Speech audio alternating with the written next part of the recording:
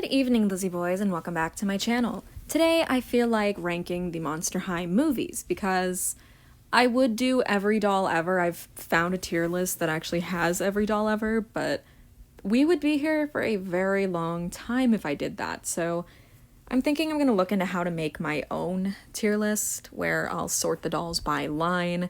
Maybe I'll sort specific characters' dolls and then pair all those videos together. I don't know.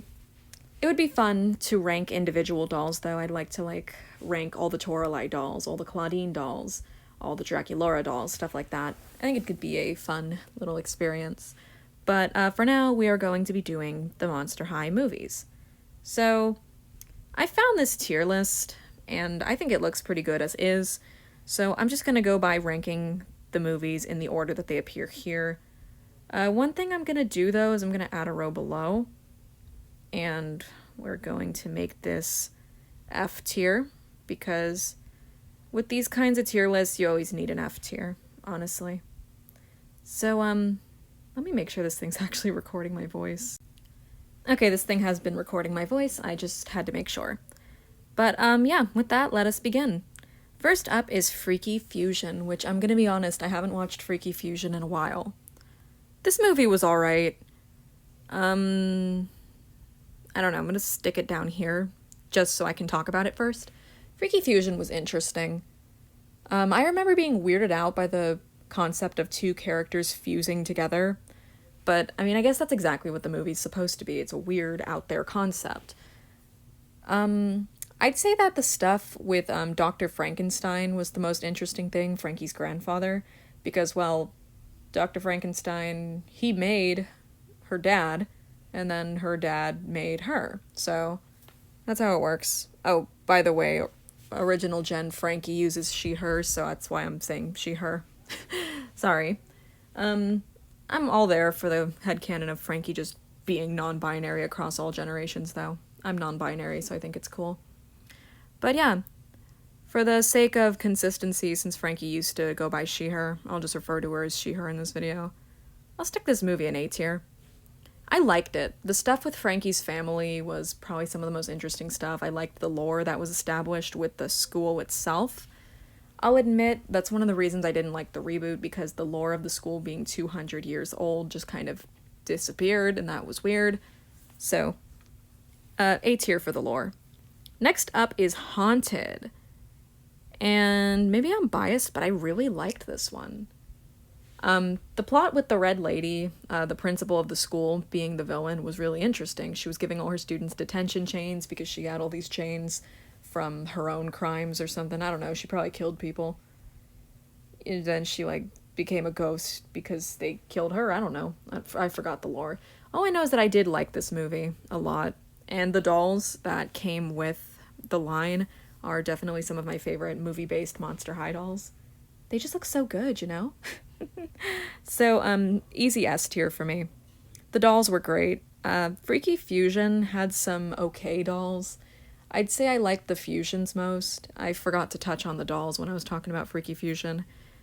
That almost makes it feel like A tier is too high, but we are ranking based on movie.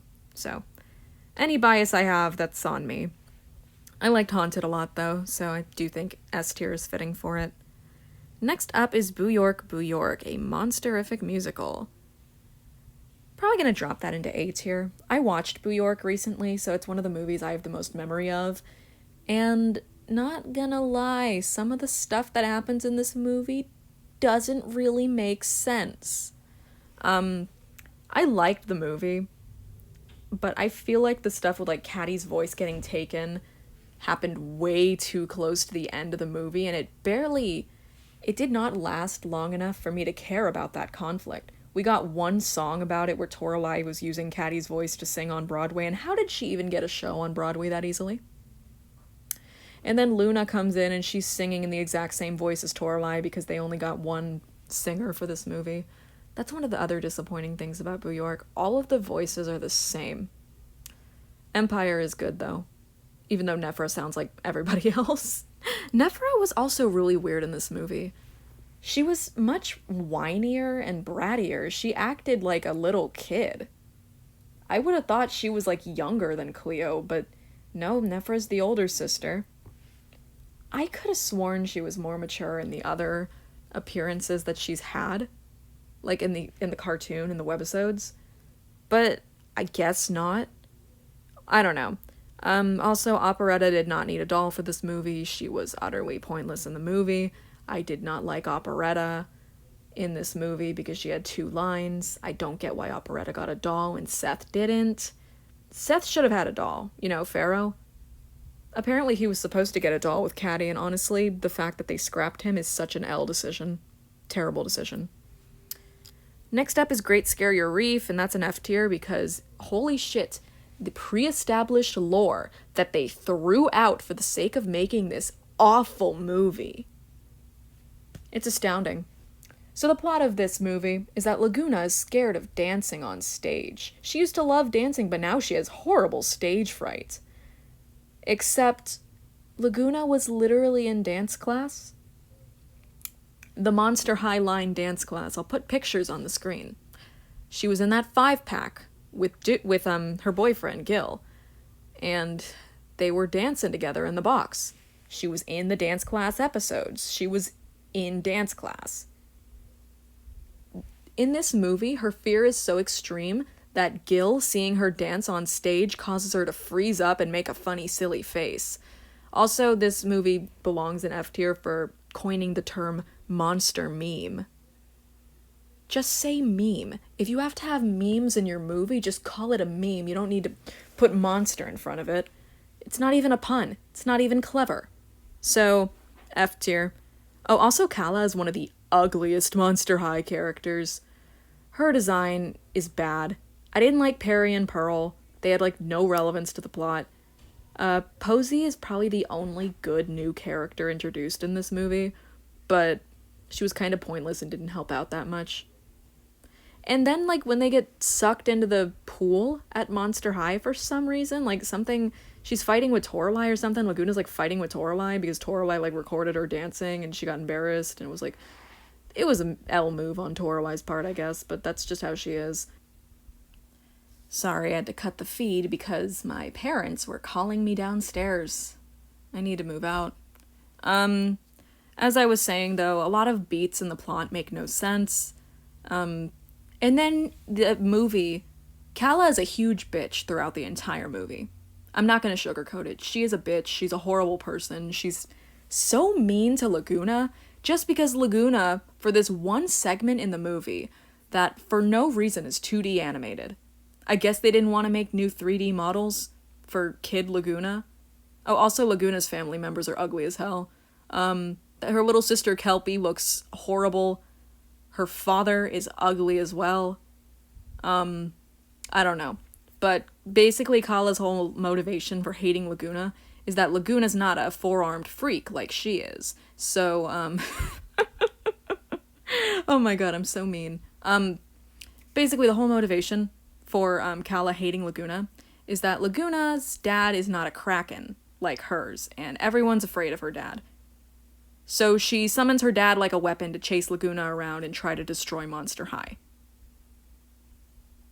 And we're just supposed to be cool with her, because Laguna shows her a poster that says, "Be yourself, be unique, be a monster."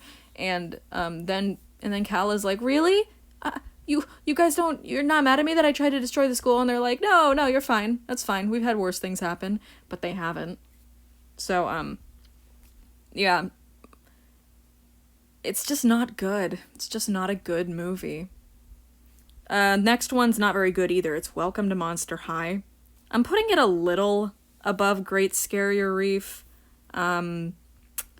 Just because... Why am I putting it here? I don't know. I have watched this movie. From what I remember, Draculaura's the main character now, and Frankie is there.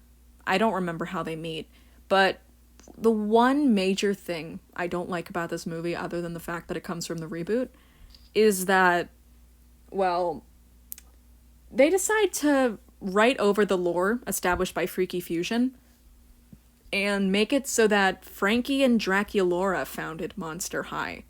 and they founded it in the manor that Draculaura and her dad live in.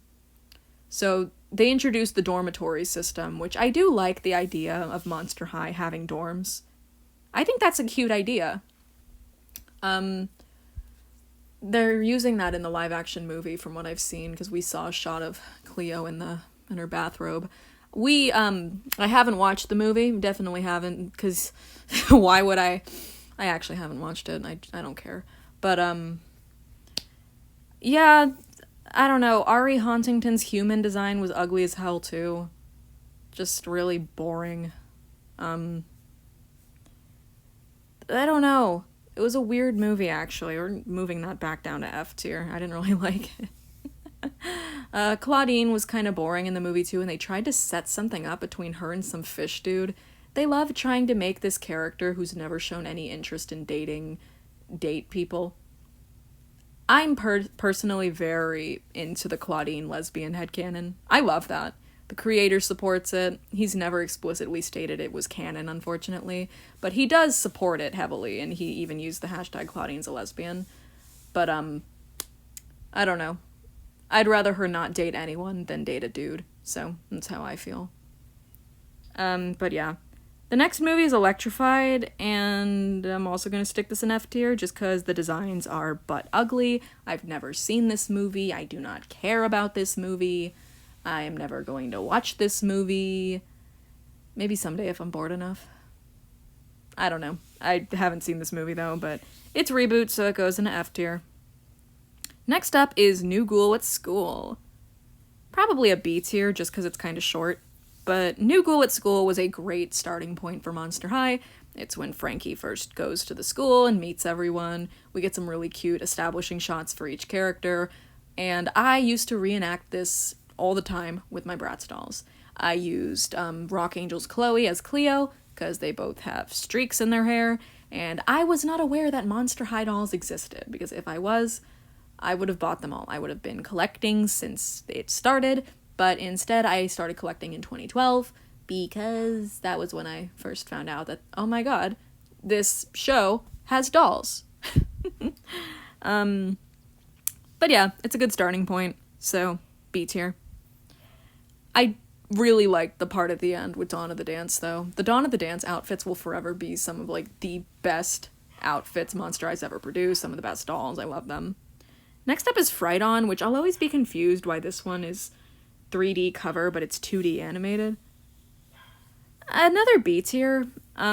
This is the one with that drama between the vampires and the werewolves, and Claude and Draculaura are dating, and then the vampires and the werewolves are like, ugh, because, everybody's, racist or something. And that's basically just the plot of the movie, monster racism. Which actually comes up a lot in the Monster High universe, especially in Ghoul's Rule. But, here it's mostly just vampires versus werewolves. And it ends with a big dance party where everyone gets along now. And I'm pretty sure there's somebody impersonating Bloodgood for a while. I don't know. All I know is that this is the first movie that Abby is in, which means it's good. So, B tier. Next up is Why Do Ghouls Fall in Love? This is probably one of my favorites, so I'm gonna slap it up in S tier. This movie was just so well done. It featured Valentine. It featured Toralei. It introduced Valentine. I love Valentine. He's just so fucking cheesy. He's just such a ridiculous character. He lives with his mom, which first of all is very funny, because he a man not supposed to live with mom. That's me joking, by the way. And, basically, this is one of the first times we see a character in, a kid's show age, I feel like. Draculaura went from 1599 to 1600, and now the new reboot is snapping her back to 1500. So, no sweet 1600 here. But, I just love Valentine. His introduction was great, and I'll admit, he kind of had it coming, the ending, but, it did lead to him meeting Wisp in his Comic-Con diary, and I thought that was cool. Oh, and he eventually meets Speldon, and they're gay. They are a gay couple, and Speldon is Casta's younger brother, and I think that's pretty cool. We never got to see a canon design for him. I hope we do someday. But yeah, Why Do Ghouls Fall in Love is good. We also got introduced to Cupid, and she was at her best in this movie. Ever After High just kind of destroyed Cupid. I don't think I'm wrong to say that. Next up is Escape from Skull Shores, and this is an easy A tier for me. I loved Skull Shores. Once again, it's a movie that Abby is very prominently featured in. I own all of the Skull Shores dolls except for He Who Shall Not Be Named. Gil. I've always thought it was interesting that this was Gil's first doll appearance, but whatever, it's not about him. Escape from Skull Shores was pretty good. I liked it. I remember watching it when I was a kid, and I was always confused why Andy didn't get a doll despite being so heavily featured in the movie.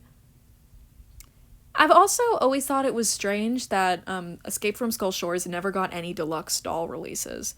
All of the dolls had small boxes. They came with doll stands, but they all had small boxes, small packaging, and there was I don't remember if there was any advertisement for the movie on the box. This was one of the only times that we had a movie and the dolls that came out with it were just small boxed. I just realized that Fright didn't come with any dolls. That's the only movie that didn't feature any dolls to pair with it. Fright was pretty short, though. But anyway, Escape from Skull Shores was really good, so A tier. Although, I'll always admit, when it cuts back to Monster High and Frankie's hair is long again, I'm always confused by that, because where the fuck did that come from? You just had a bob above your shoulders.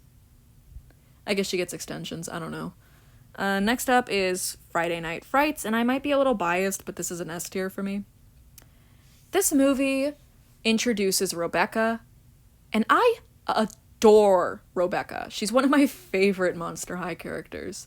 After watching this movie, I was absolutely obsessed with her, and then on New Year's Eve, my mom took me to a Florida store, just the Florida store, Bell's Outlet, of course, and we found her new in box, and I was like, what the hell? And that's how I knew it was meant to be.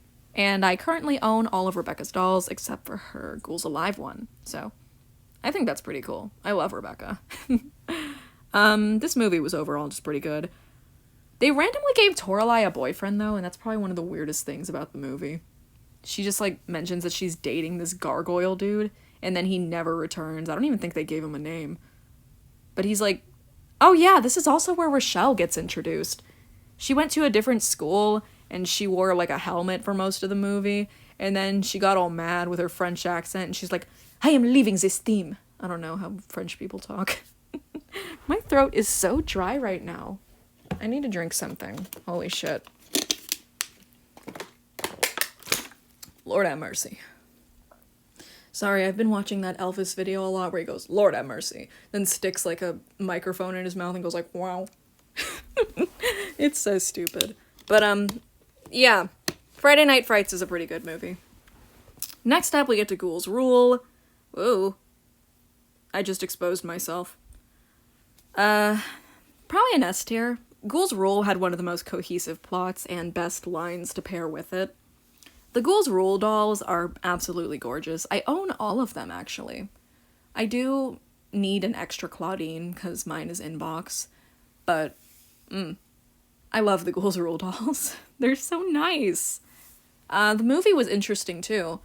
They decide to go to the normie world, and we see some humans, and there's Claire, the goth girl, and there's that blonde girl, and there's the most generic man I've ever seen, and there's Jackson, and they try to literally murder Holt at the end of the movie, and then they stop him, and the monster and Normie live in harmony.